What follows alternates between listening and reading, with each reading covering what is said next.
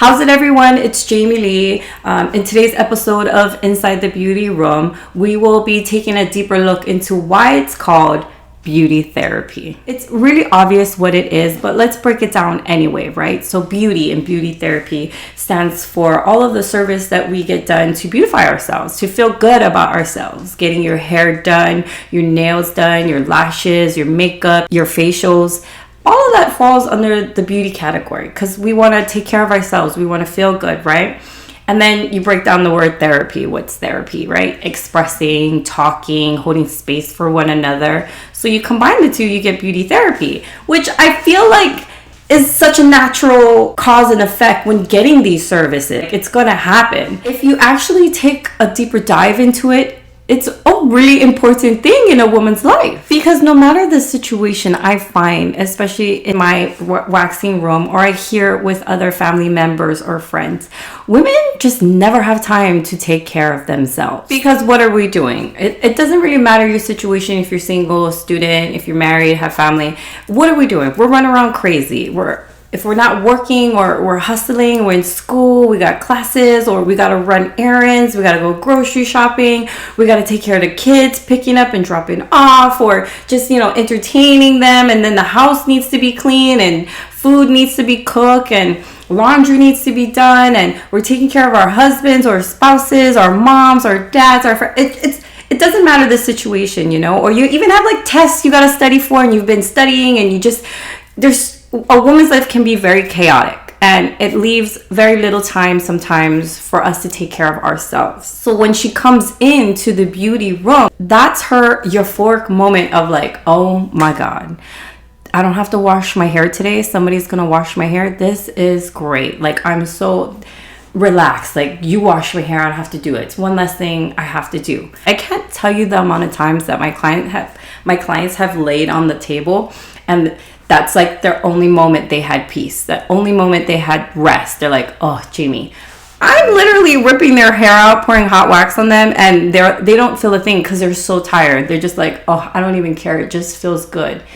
I don't have to shave. You're going to do this. This is like one less thing I have to do. I don't even care. That's such a big deal. And then after or during the service, what else are the clients doing? They're unloading, because finally they have a moment, they're getting service. It's something they don't have to give themselves, like somebody else is doing for them, that they're like, girl, you won't believe the day I had. And us as beauticians in the industry, that's part of the job, is to hold space for clients.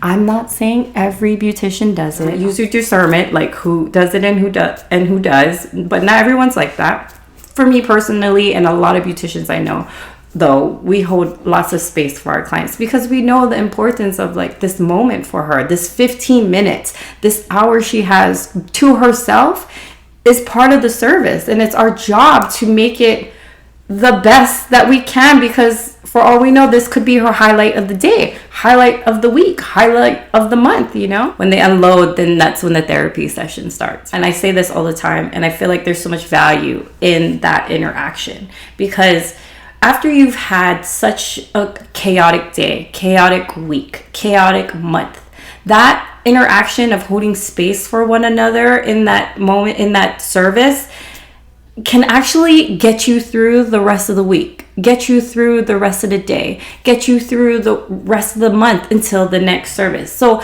in a way, it's kind of like we are the client's recharge battery, and vice versa. I say too, for my clients, like sometimes I'm not the best waxer and I can't show up emotionally, mentally, and hold space for my clients. They've been with me for so long, they can feel that energy. As soon as they walk in the room, they're like, what's wrong, Jamie? And I love that too, because they know, and they're like, Jamie, you listen to me all the time. Tell me what's wrong. And sometimes their session becomes my session and I get through the rest of my week, So it's so much give and take on beauty therapy. Most of the time it's supposed to be the client versus the beautician, but when you build relationship, it becomes a mutual thing. Like, it becomes equal give and take. I think that's so underrated in the industry. Like, nobody talks about that part enough. And when you can hold space for your clients and actually bring that beauty therapy into the room and get that infused with the service, that's where I feel the client loyalty develops, right? So one part of that is your skills in whatever field you are, how good you are. And then the other half is the connection. And I've taught a few classes in waxing, and I've talked to a few friends or people who are coming up in the industry, and the one thing I hear them say all the time, Jamie, I'm not that good. Jamie, I'm still a beginner. And I always tell them, it doesn't matter. You could be the most mediocre skilled person starting in the industry, but if you genuinely show up for your client, if you're putting the dedication in your skill, in your relationship, your client's gonna come back regardless. They're gonna like, you know what, she's beginning, but she has such a good energy. We had such good conversation. I'm gonna stay with her because I know she's gonna be great, and this is gonna go great. So I feel like that gets underestimated a lot of the time. I'm sure you've heard many stories of why like your nail tech or your hair girl used to live 15 minutes from your house or in your area, right? And she moves clear across town. Now it's gonna take an hour, hour and a half, sometimes 2 hours to get to that appointment. You'll have friends, family, boyfriends, girlfriends to be like, girl, why are you driving that far for your person, for that appointment? You know there's somebody closer, right? And the response will always be, I don't care. That's my girl. Like, no, we have history. She knows my story. I'm going to drive. If she does great work, I'm going to drive for her. And that's the point. This is why I'm like, I want to bring up to forefront, because people like that who are like, why are you driving? Or even for me as a waxer, right? They're like, why are you going to somebody who's causing you pain, ripping your hair out? And the response is always, no, because that's my girl. Like, I love the results and I got to tell her what happened last week, you know? Clients will stay because of that. Because of the relationship, not only because you have great skills, but because of the bond you guys connect with, because you infuse the beauty therapy with the services. It's a whole combo, you know. And I'm here for it. This is why clients are so loyal. If you have a friend who's so loyal to her beautician, this is why. The connection, the service. Once you find, especially with hair, right? You finally find somebody who can work and understand your hair. And you just can't go to anyone else because she doesn't understand your hair. For me, a lot of my clients, you know, they're like, Jamie, I can't go to anyone because I can't let anyone else see my hoo-ha. And I'm like, I got you, girl. But also in the same breath, it's like, I can't start from ground zero and explain my whole life story when you know everything already. So why do I need to leave? And that's how it is. That's a relationship. That's the beauty therapy relationship between a beautician and a client. So I have two great stories to give as an example of this whole interaction relationship between client and beautician and the whole mix of the beauty therapy and why that part's so important. With that being said, I'll jump into the story I had with a client and her sister. So one of my clients invited me to one of her baby's birthday parties. She has been with me since ground zero, since the beginning, almost the beginning of my waxing career. And I have seen and been with her through 2 pregnancies and all the drama that instilled in those 2 pregnancies. At that time, it was a lot of drama. She didn't really have a lot of support of the situation. I was definitely one of those, right? So we had built relationship on top of that. I showed up to her party. It was super cute. And I met her sister. And her sister's sitting there and we're interacting, we're having a few drinks and we're laughing. And my client walks over and she's like, Jamie, this is my sister. I don't know if you met her. I've been trying to tell her to book with you and she needs to wax with you and she'd love you, but she don't want to do it. And then the sister looked at me and she's like, I know, she's been telling me for a long time, but you know what, Jamie, it's nothing personal. I have my wax lady. And every time I think about going to you, it's like, I always think, oh, I'm going to have to start from ground zero because she doesn't know my life story. And the waxer that I have right now, she's already been here from ground zero.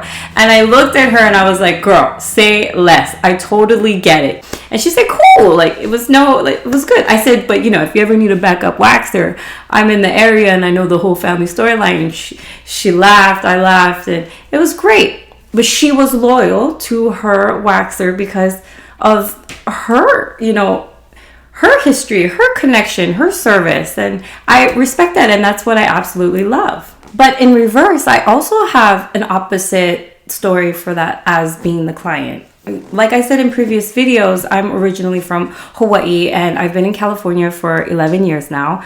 I have a hairdresser in Hawaii who I'm still very loyal to.